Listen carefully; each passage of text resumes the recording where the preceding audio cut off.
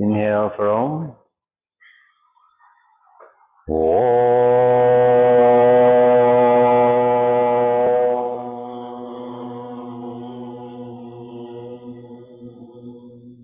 Together. Swasti prajabhyaha paripalayantam nyayena margena mahim mahishaha go brahmanevyaha shubhamastu nityam lokaha samastaha sukhino bhavantu. Om Shanti Shanti Shanti.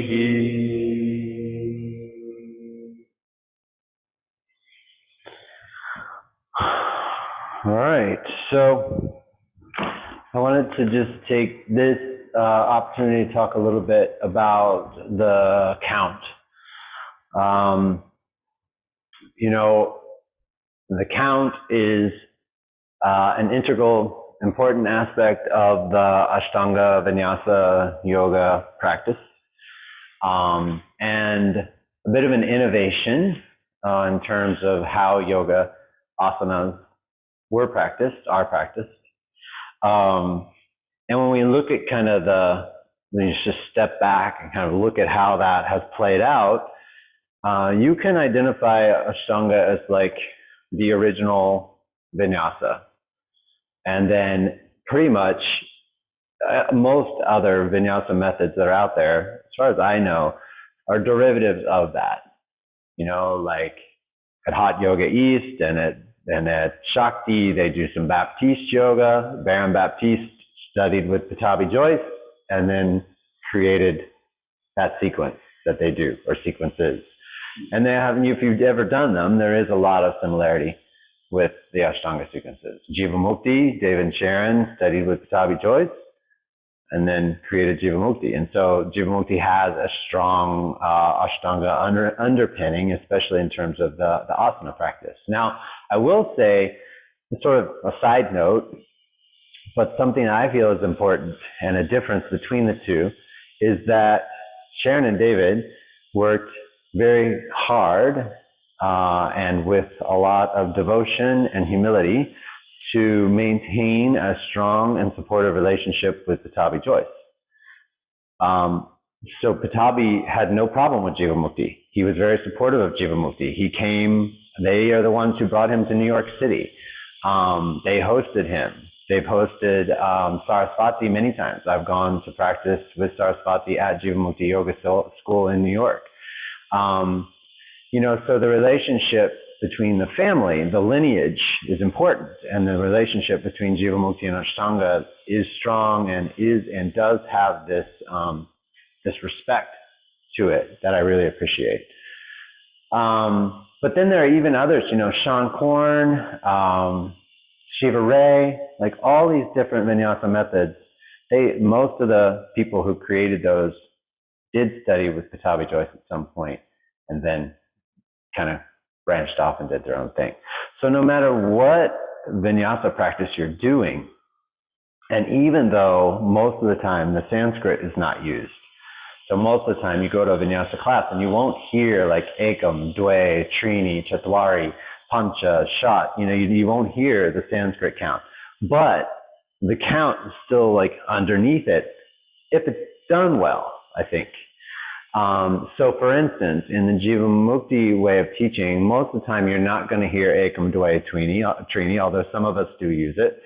But you will hear exhale, or inhale, exhale one, inhale, exhale two, and inhale, step out, inhale, arms up, exhale, so the count is beneath that. It's just not explicitly stated using this traditional Sanskrit way. So I feel like it can be a really useful thing in your practice if you have an understanding and appreciation for how the count is implemented or utilized in the practice, and why, like what's the point of it, and how and why. So that's mainly what we're going to look at. When you think of it in terms of like Ashtanga being the original and kind of where the others are coming from, one of the things to keep in mind is that Ashtanga is predicated on this concept of Tristana. And Tristana is like the three sort of legs of, if you have like a three-legged stool, Tristana is like the three legs of that three-legged stool that is Ashtanga.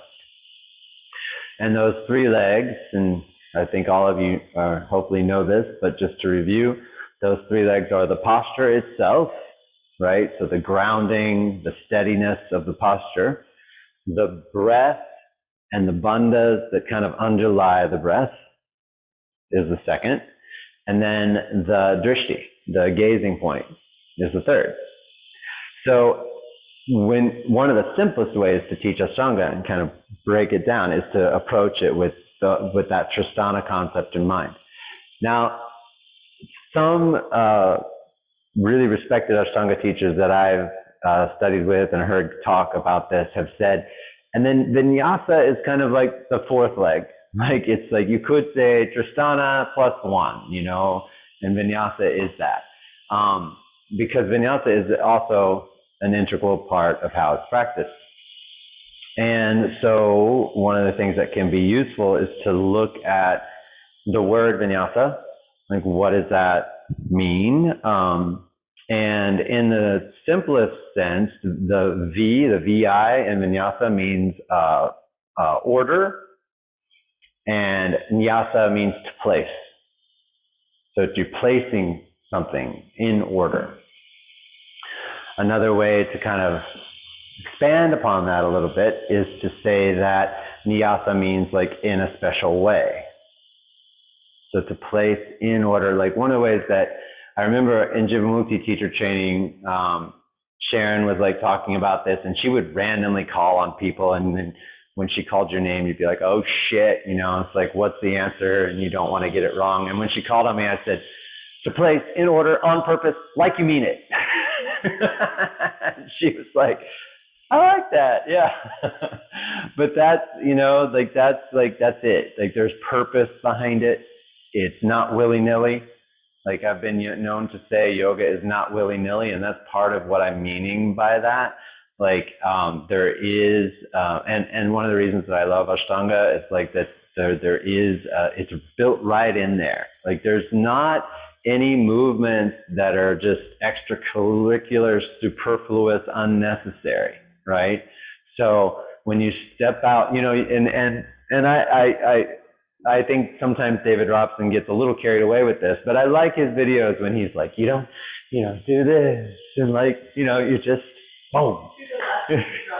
Yeah. Yeah, when he's like, have you guys seen this? He was like talking about, he does these videos where he's like, he wags his finger like, not that way, and then he shows the way to do it. And the most recent one for drop backs, he was like, you know, he's imitating like he's about to do a drop back, and he's like, you know, like all this drama, and then he's like, and then he just drops back. So, but that's, you know, why is that? I mean, why bother with vinyasa in that traditional sense, right? Like, why bother to put things in order on purpose, like you mean it, and not elaborate and get fancy with it and bring emotion and drama into it, right? Like, why not? Well, sure. Because there's already so much. I can say from my own practice and kind of working through this, that it is helpful to have that framework because then you can kind of use it as a benchmark. Am I doing the thing? Yeah. Exactly. Yeah, or am I doing something else, right? Am I stalling? Am I just like, I don't know, avoiding the work, whatever?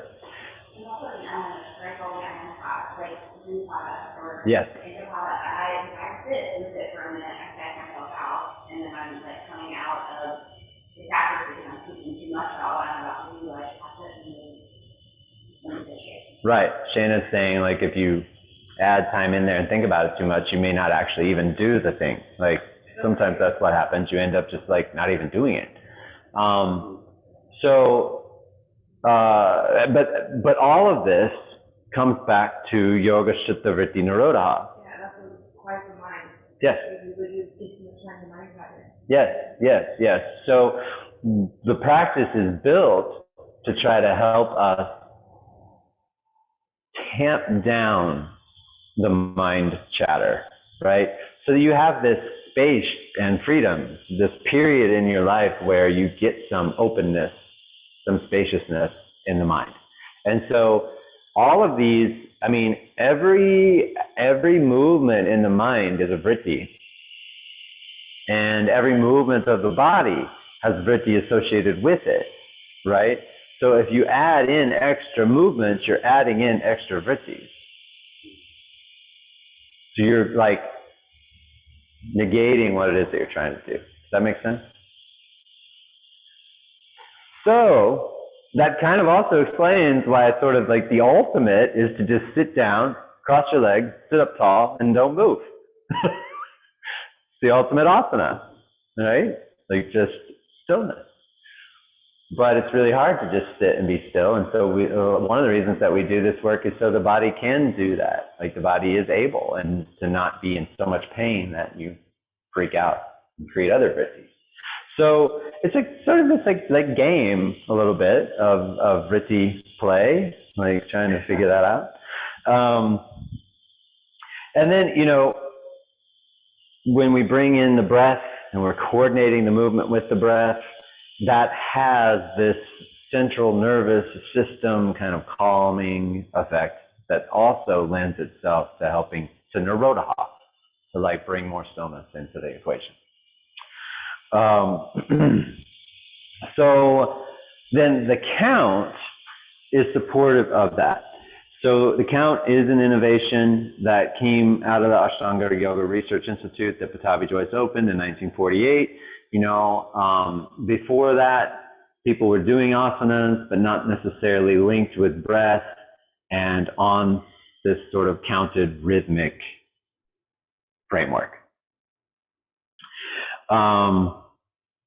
And the other thing I want to say about vinyasa, just so we're all on the same page about that, is that vinyasa in Ashtanga is used in two ways. So we always want to be making sure that we're kind of aware of that. It's kind of like how the word Ashtanga can be used in two ways. Ashtanga can be applying to the more modern asana practice that we do, or it can be the 8 limbs of Patanjali, right? Vinyasa can be the movement connected with the breath. So for instance, Surya Namaskara A has 9 vinyasa. Surya Namaskara B has 17 vinyasa. Utthita or Padangusthasana and Padahastasana are 3 vinyasa each. Triangle has 5 vinyasa. Revolved triangle has 5 vinyasa. You know, so there's a count. That's what we're counting. But we also use the term vinyasa when we're referring to the jump through and jump back. Take your vinyasa, right? So that's the more sort of casual use of the word vinyasa. It's not wrong, but it carries a different meaning. Does that make sense? So what we're talking about here is the more formal meaning of vinyasa and the counted method that underlies the practice. Now, when you look at the full, say, primary series, we'll just stick to primary series. So each set of postures, has a specific count. So Shayna and I know, for instance, and Jamie, like when you're teaching the lead method, if you know that, Utthita Hasta Padangusthasana has 14 vinyasa, then if you get to the end of it and you say, I don't know, if you're not at 14, you know you messed up. The tricky part is that there are uncounted breaths. That's the one little caveat to all of this that can throw a little bit of a wrench into it. There are uncounted breaths in the practice. They're not that many, but a place where there are several is in, say, the Prasarita Padasana, wide-legged forward fold. Generally, the uncounted breath is still important. Like, sometimes I've sort of debated this in my mind. Why not just go ahead and count them? You know what I mean? But they're still important, but they're generally a much smaller movement. You know, so for example, with Utthita Hasta, or with Prasarita Padasana, when you step out, that's Ekam, Dve to come down. But then here, this inhale is uncounted. And then it's Trini, exhale to fold down. So it's a small movement. Still important to like preparing for the forward fold, but uncounted. So that just shows a little bit of a caveat in there, but there aren't that many of them. So in general, you know, you can say that pretty much everything that we do, every movement we take, every breath we take is counted when you're moving through the primary series. And then what that does is help to do the work that we're trying to do with the mind.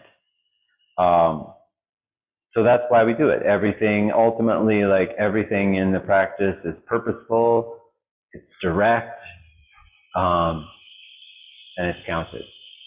And then the other reason that we do it is that that then supports this ultimate aim of working with the mind. So it's not that much different, say, than if you're doing a seated meditation and you count the breaths. Have you all done that type of seated meditation where the teacher's like, you know, count the inhales or count the exhales? You count like inhale 1, exhale in your mind. Inhale 2, exhale. And you see if you can make your way to 10. I mean, usually when you're doing that in a seated meditation, you sometimes people are off the count by 3, you know? It's kind of amazing how difficult it can be to get to 10. But that's a form of counting, and it's just a way of working with the mind. So there's a lot of similarity then between these techniques.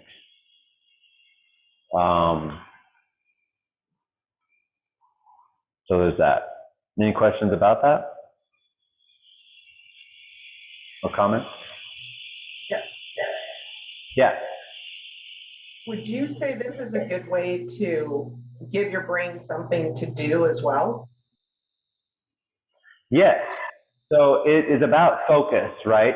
Like to work with the mind, to steady the mind is to focus the mind, and to focus the mind, you can use all sorts of techniques, but counting is definitely one of them, right?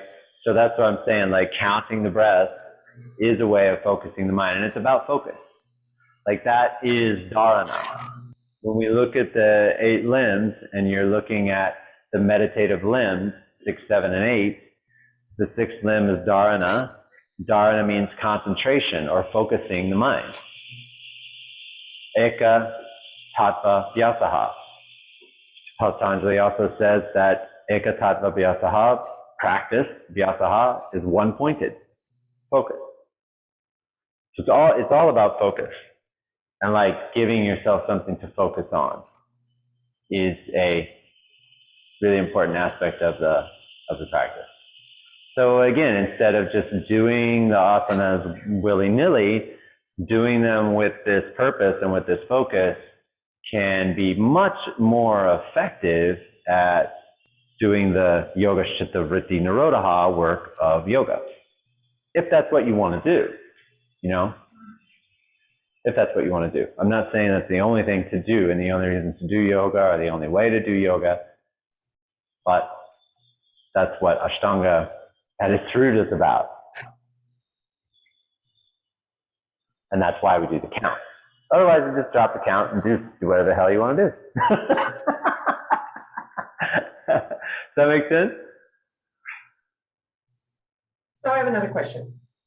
Have you noticed this where, you know, we're in constant conversation with our bodies and how we're learning about our bodies. And that's been the biggest adventure with this particular practice. Have you found that it's something to consider when you do the count, when you find yourself going through the different postures, the change in the number of counts? Or do you recommend being really rigid, like more like out of curiosity, watching to see if you end up dropping breaths or dropping counts, or be more focused on staying true to the count? What would you recommend? I would say stay true to the count, but what you're mentioning is, I mean, there are different ways to focus the mind, right? So, for instance, like you could approach your mat on any given day and choose a different focus. You could choose to focus on the count. You could just choose to focus on the steadiness or quality of breath. You could choose to focus on the activation of your serratus. Like, I mean, you know, there's many different options for focus. Does that make sense? So it's not to say that either way you described it. I mean, I guess what I'm trying to say is that it's okay to choose one or the other. Like, as long as it's it's purposeful. Like, that's part of vinyasa, you know, it's purposeful. Look, I think with like new postures that are challenging for you, it's normal and acceptable to have breath. Yeah. You just you don't drop breath, you add breath when you have to. So Jamie said she feels like it's acceptable especially when you're learning a new posture, to add breath. And I agree. Like, you know, when you're learning a new posture, remember, like, that's what we talked about last session, this like Vitarka, Vichara, Ananda, Asmita progression through the mind. When you're learning a new posture, you're back in Vitarka, you're working in a more gross terrain, and so the way you focus your mind may be a lot less focused. And just a little more, it's just a little more flexible, and just like, okay, I'm just kind of trying to feel this out, figure out what the heck to do. So that's also why, like, when you're learning the practice, and one of the values of Ashtanga, I think, is like you have a section that you know, right? So in the beginning, that might only be Surya Namaskara A, or it might even only be first position, and after that, all hell breaks loose. You know what I mean? And I mean, that is how it is with some of the folks that come in here. They're so, like, there's so much going on inside with their bodies, and like lack of focus and so forth, that just arms up, hands together, like that in and of itself is like a start, like, and where they are, and everything beyond that is a struggle. And that's okay, you know, it's just where you start. Yeah. So, but then once you start to build that section, you know, you can then you have something you can settle into, and you can begin to like focus on things like the count. And when you are able to focus on the count, you're advanced. Like, if we want to use terms like that, which I don't really use very often, or definitely don't use lightly, but I've talked to Barbara about this before. Like, I was out having lunch at Barbara's house one day, and she was saying to me, like, we were talking something about, like, if you went to, say, some other yoga studio, and the person next to you is like doing handstand, acrobat, whatever, you know, and you're like, well, is this like that they're somehow more advanced than you? And I'm like, no, you know, like, the folks who practice here on a regular basis, I'm like, Barbara, you're way more advanced than a lot of those people, because they don't really even know why they're doing what they're doing. Do you know what I mean? So, like, having that knowledge or that level of understanding of your practice is pretty far along in the progression of things. So if you can get to the point where you can start focusing on the count, that's really great. It's really great, and it can be really useful. And there are resources around here too. If you're like, you can always ask me, of course, but like if you, like that book that's over there on the shelf, he gives the count for the various postures. And so that's the kind of resource that you can use to help you with this sort of thing. The other thing is, so like, it's like, how do you do it? And you do it either, like as we've been talking about here so far, like on your own, on the mat, in the Mysore room, or you do it with the support of the teacher in a led, guided class. And that can be in the straight up led classes that we teach of Ashtanga, or it could be in Elena's class. I mean, Elena is keeping account, you know. Catherine is keeping account in Jivamukti. It's just not stated in the same way, but it's still there. But it's also something for you guys to think about in how you approach teaching vinyasa, right?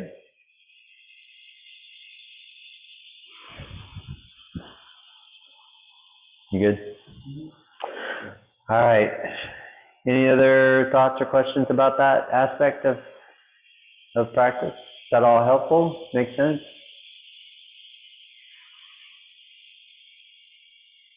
Would you recommend, especially for new postures, again, what Jamie, what you said about the adding breaths, I think I had 35 counts in my first Surya Namaskar B for like the first month. So, but what's interesting too is the reset. When we talk about the vinyasa reset, would you recommend too sometimes that when you're struggling to keep that consistency, what is something you could do to reset your head? Yeah. You're going through your practice and all of a sudden it's just kind of falling apart and reset your head. Yeah, so what you can do is, and this is just something that we should all be doing as we're moving along and learning this. It's like, initially, maybe, you know, like the count's not so important. And, you know, I vary how I teach that to people. Like sometimes when someone's pretty far along in the practice, like right now, for instance, like if Shayna and Jamie are getting a new posture, I'll actually teach it to them on the count. Whereas someone who's just learning, and like the woman who just started today, I didn't introduce the count. When you are in your progression and you start to get comfortable in the posture and you're like, okay, and then it might occur to you, okay, what's the count for this? You know, you can either ask me and we can work on that. That can be something we do in the Mysore room. Or you can go to lead class and get it that way and really like pay a lot of attention to the count for that posture. Or you can watch a video and then try it yourself. You know, so there's different ways, or you can look it up in the book, like what is the count for this? Oh, it's 5 and I was doing 7, or, you know, whatever. And you can just approach it in a kind of like a renewed sort of fresh way. Is that your question? I wonder if I understood your question. Jamie's wondering if I answered your question or if it was something else. Partly.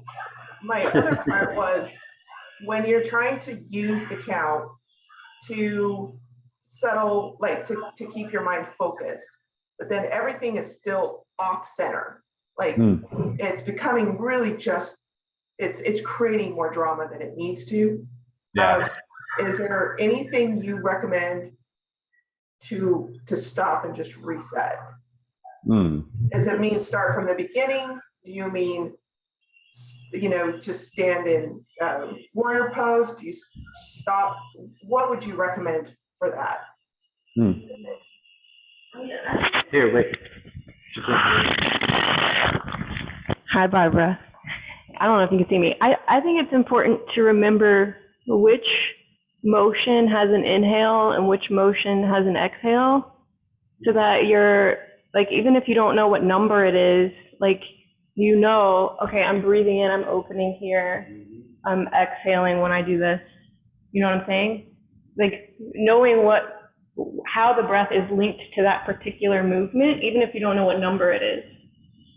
You know what I mean? And then, like, if you have to do a reset, you come to Samasthiti, you gather yourself, Ekam inhale, you come back, and you don't even, you know what I mean?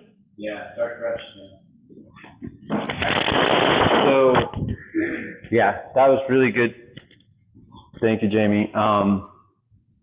Because that's something to take note of. Like, if the breath is not coordinating or making sense in terms of what you're trying to do with your body, then yeah, you might be on the wrong side of the breath with the movement. You know what I mean? So Yes, that makes sense. Yeah, because cool. I've been having the hamster wheel starting to get pretty loud.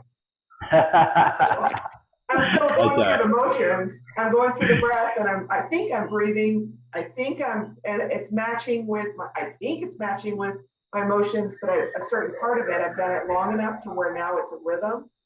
Yeah. But that wheel is getting squeaky as hell, and kind of something new. Yeah. Well, yeah. Part of Rob says that like part of this process is not cognitive. So you have to get into your body and feel it in your body, get out of your head.